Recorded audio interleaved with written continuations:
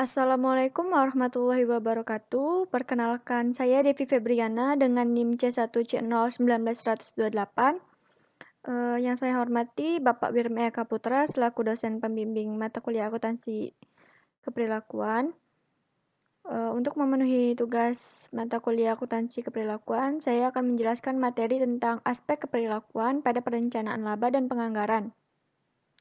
Hubungan anggaran dengan akuntansi. Anggaran dan akuntansi memiliki kaitan yang erat di mana akuntansi menyajikan data historis yang sangat bermanfaat untuk mengadakan estimasi yang akan dituangkan dalam anggaran, yang nantinya akan dijadikan sebagai pedoman kerja di waktu yang akan datang. Dengan demikian, akuntansi sangat bermanfaat di dalam penyusunan anggaran. Akuntansi juga melakukan pencatatan secara sistematis dan teratur tentang pelaksanaan anggaran itu nantinya, dari hari ke hari. Dengan demikian, akuntansi menyajikan data realisasi pelaksanaan anggaran secara lengkap. Data realisasi pelaksanaan anggaran ini yang nantinya dibandingkan dengan apa yang tercantum dalam taksiran anggaran itu sendiri untuk mengadakan penilaian atau evaluasi kerja perusahaan. Pengertian anggaran. Anggaran merupakan rencana yang disusun secara sistematis yang meliputi seluruh kegiatan perusahaan yang dinyatakan dalam unit atau satuan moneter dan berlaku untuk jangka waktu atau periode tertentu yang akan datang. Dari pengertian tersebut dapat diketahui bahwa anggaran merupakan hasil kerja atau output terutama berupa taksiran yang akan dilaksanakan masa mendatang. Perusahaan besar atau kecil sebaiknya membuat anggaran, karena penganggaran itu penting untuk membuat perencanaan dan untuk mengendalikan kegiatan. Perencanaan melihat ke masa depan, yaitu menentukan tindakan apa yang harus dilakukan untuk mencapai sasaran dan tujuan organisasi. Sedangkan pengendalian melihat ke belakang, yaitu menilai hasil kerja dan membandingkan dengan rencana yang telah ditetapkan. Hasil perbandingan ini melahirkan varians. Varians harus dianalisis dan dicari sebabnya, kemudian digunakan untuk memperbaiki perencanaan, anggaran, dan pelaksanaan. Hubungan perencanaan dan pengendalian. Dengan demikian, anggaran mempunyai dua peran penting di dalam perusahaan. Di satu sisi, anggaran berperan sebagai alat untuk perencanaan atau planning, dan di satu sisi, anggaran berperan sebagai alat untuk pengendalian atau kontrol jangka pendek bagi organisasi. Sebagai rencana tindakan, anggaran dapat digunakan sebagai alat untuk mengendalikan kegiatan organisasi atau unit organisasi dengan cara membandingkan antara hasil sesungguhnya yang dicapai dengan rencana yang telah ditetapkan. Jika hasil sesungguhnya berbeda secara signifikan dari rencana, tindakan tertentu harus diambil untuk melakukan revisi yang perlu terhadap rencana. Selanjutnya, tujuan penyusunan anggaran. Tujuan penyusunan anggaran adalah sebagai berikut. Yang pertama, untuk menyatakan harapan atau sasaran perusahaan secara jelas dan formal, sehingga bisa menghindari kerancuan dan memberikan arah terhadap apa yang hendak dicapai manajemen. Yang kedua, untuk mengomunikasikan harapan manajemen kepada pihak-pihak terkait sehingga anggaran dapat dimengerti, didukung, dan dilaksanakan.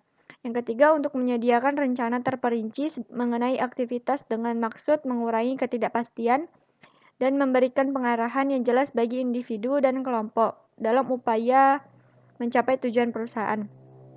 Untuk mengoordinasikan cara atau metode yang akan ditempuh dalam rangka memaksimalkan sumber daya.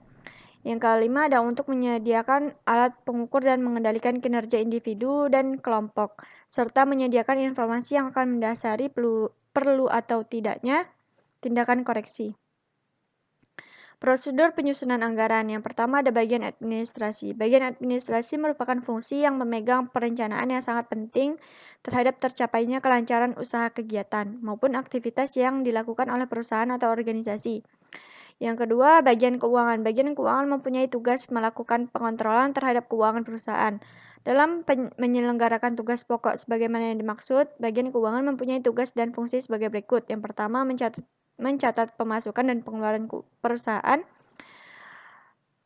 mencatat pemasukan dan pengeluaran uang perusahaan. Yang kedua, membuat laporan keuangan untuk dilaporkan ke pemilik dan ke bagian administrasi pajak. Yang ketiga, melakukan pembayaran gaji karyawan setiap bulannya. Yang keempat, membuat buku kas dan buku pengeluaran operasional perusahaan.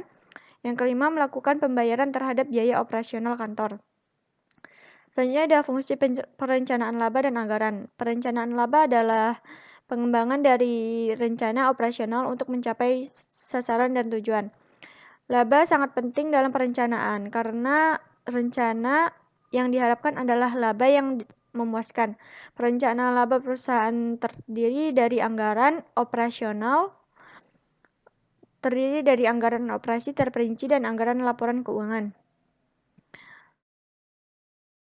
Beberapa fungsi anggaran yaitu yang pertama, anggaran merupakan hasil akhir dari proses perencanaan perusahaan. Yang kedua, anggaran merupakan cetak biru perusahaan untuk bertindak yang mencerminkan prioritas manajemen dalam alokasi sumber daya organisasi. Yang ketiga, anggaran bertindak sebagai alat komunikasi internal yang menghubungkan beragam departemen atau divisi organisasi antara satu dengan yang lainnya dan dengan manajemen puncak. Selanjutnya ada pandangan perilaku terhadap proses penyusunan anggaran. Ada 3 tahapan utama dari proses penyusunan anggaran, yaitu yang pertama, penetapan tujuan, yang kedua, implementasi, yang ketiga, pengendalian dan evaluasi kerja.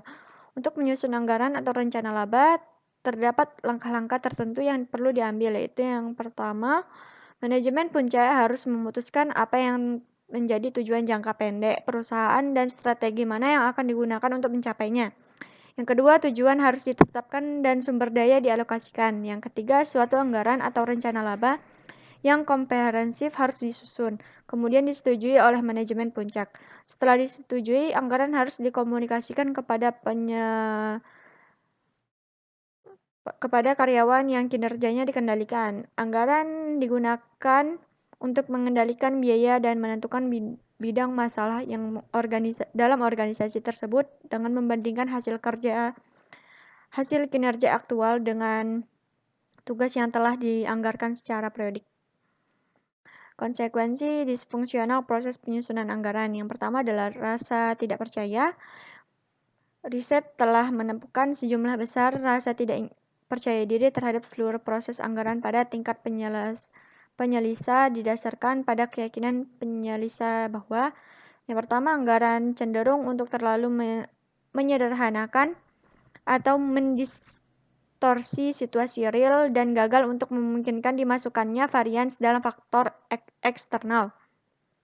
Yang kedua, anggaran mencerminkan variabel kualitatif seperti pengetahuan mengenai tenaga kerja, kualitas bahan baku, dan efisiensi mesin secara tidak memadai. Yang ketiga, anggaran hanya mengonfirmasikan apa yang telah diketahui oleh penyelia.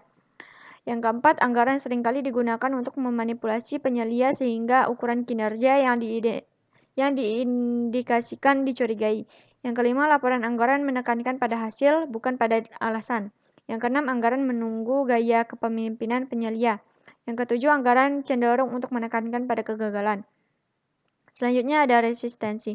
Walaupun anggaran telah digunakan secara luas dan ada manfaatnya, sangat didukung, anggaran masih ditolak oleh banyak partisipan dalam organisasi. Salah satu alasannya adalah bahwa anggaran menandai dan membawa perubahan sehingga merupakan ancaman terhadap status quo. Selanjutnya ada konflik internal. Anggaran memerlukan interaksi antara orang-orang pada berbagai tingkatan organisasi yang berbeda. Konflik internal dapat berkembang sebagai akibat dari interaksi ini atau sebagai akibat dari laporan kinerja yang membandingkan satu departemen dengan departemen lainnya.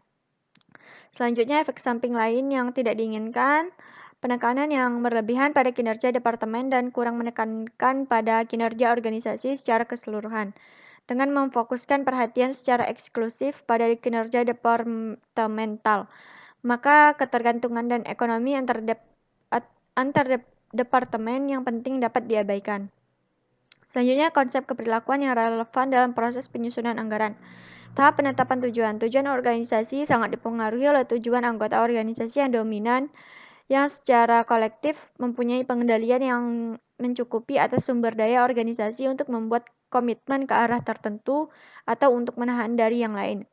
Selanjutnya ada keselarasan tujuan. Masalah utama yang dijumpai dalam tahap penetapan tujuan adalah mencapai tingkat keselarasan tujuan atau kompatibilitas yang mungkin di antara tujuan organisasi, subunit atau divisi, dan anggotanya yang berpartisipasi. Selanjutnya ada partisipasi. Partisipasi dalam proses penyusunan anggaran diklaim oleh sebagian besar orang sebagai obat